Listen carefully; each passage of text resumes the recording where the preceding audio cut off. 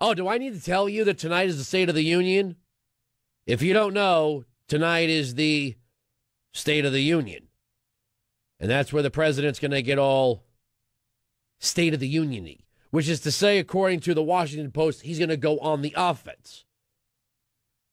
Now, we showed you his tax plan yesterday, which he's going to promote tonight in full, which is, again, taking money from one group of people to give money to another group of people. Like this has never been tried, like it's never been done before, like it always doesn't do the same thing, which is to create price distortions and market distortions.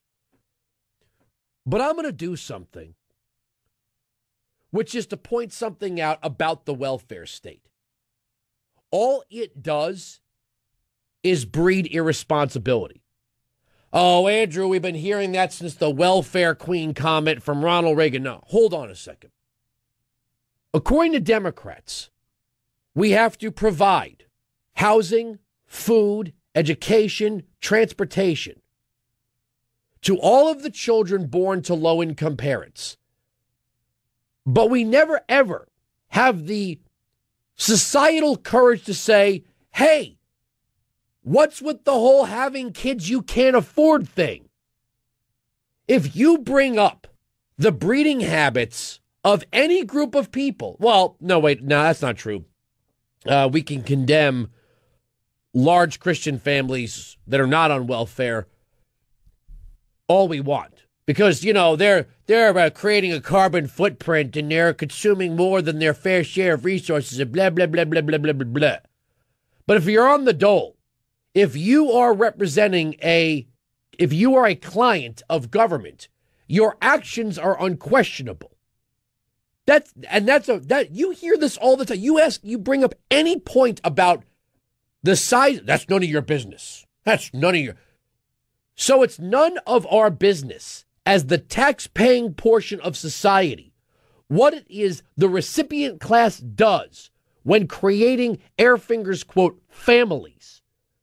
It's none of our business except when we're expected to pay through the federal government. There's no courage here to stand up and say, your children are your responsibility. If you can't handle your responsibility, don't have children. Even the Pope just came out and said not to have a litter. He's going out saying, whoa, slow down here on the birth rate thing. But if you can't handle, this is what's so fascinating about the way our government seeks to tax us and regulate us and control us. You take people who are working the so-called low-wage jobs, which is to say they can barely take care of themselves. And we've said through the tax code, if you can't take care of yourself, the best thing you can do is bring more little people into the world and not be able to take care of them.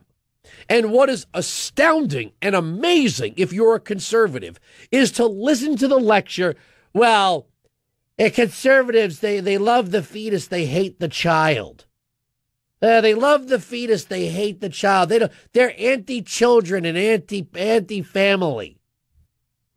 If you listen to this logic, a person who has nothing to do with bringing that child into the world is considered more evil than the people who brought the child into the world knowing they couldn't afford to raise that child.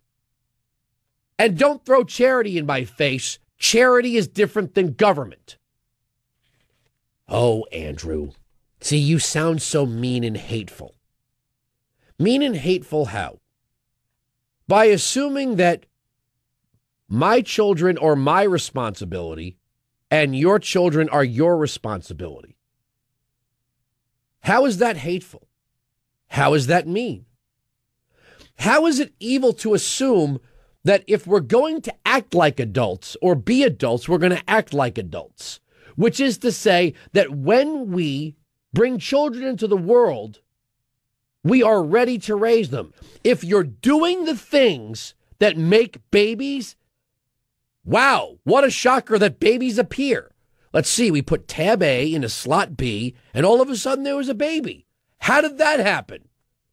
If you're doing the thing, the deed, the horizontal mambo, if you're doing all that, you can't be shocked when one of you gets pregnant. See, this is the war on women. You're out of touch. Shut up.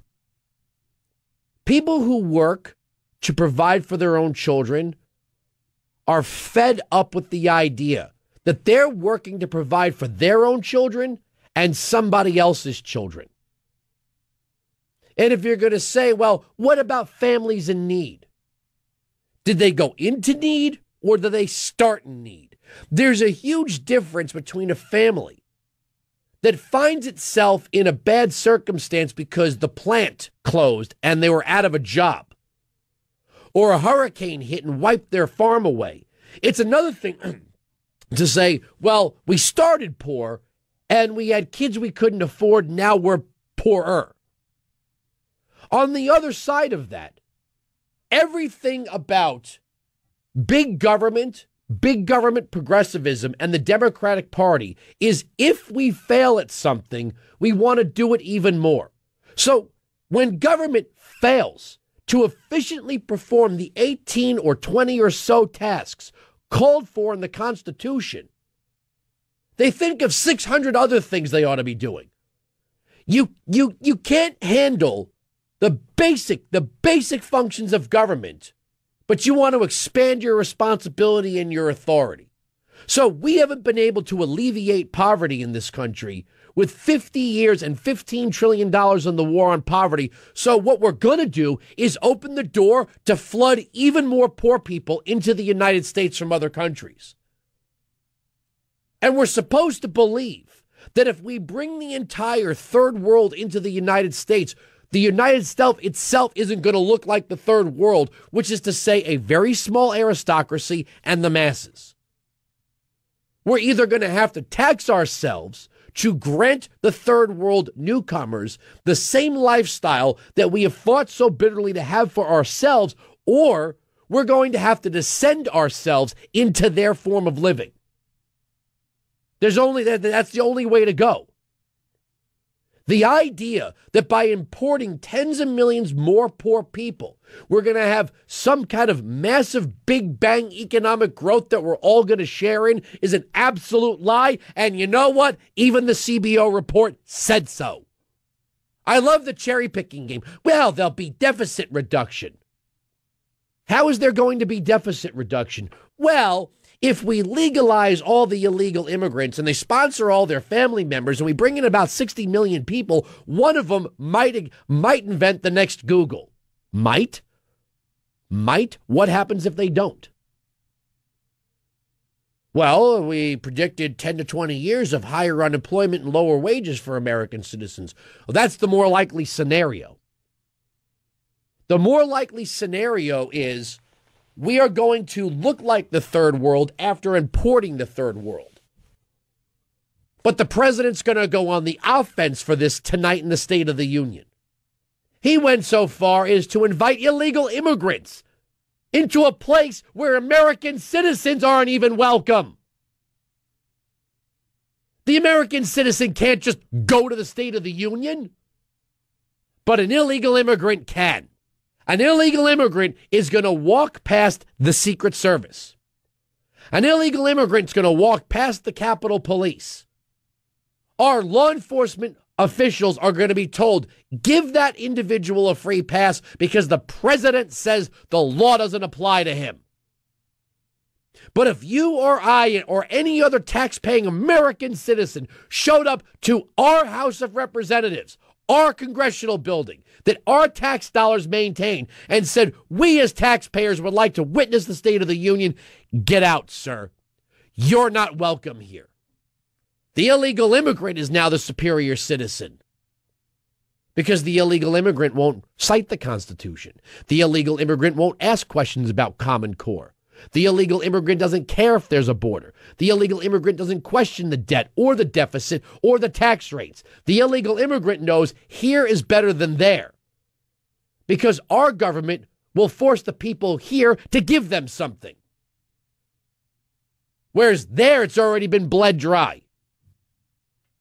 Now, when here becomes there, that's a different story. That'll be a generation down the road. But we don't have the courage, intellectual, societal, name it what you will, to say the tax-paying citizen can no longer be expected by the tax code to pay for everything that low-income people do. If you can't afford your children, you should not be having children. I'll be the mean one. I don't care. What are you going to do? Raise my taxes? You're going to take more away from me? You're going to shove my kid into this dumbed-down, moronic program you call Common Core? You're already doing that. You're not allowed to just raise your own children anymore. Thanks to big government, thanks to progressivism, the artificial creation of poverty now constitute a permanent debt on the whole of society. And if you're super rich, what's a percentage here or percentage there doesn't mean anything to you, and you don't see any of those people. Maybe they work in your house or they wash your cars. Oh, I realize this sounds like an awful way to talk about fellow human beings, but you know what? Those fellow human beings don't give a damn how hard you have to work to support them. I say it every year. You know what'd be nice around Christmas time? A thank you card from someone on welfare. Dear taxpayer, thank you for all the free stuff. Signed, me.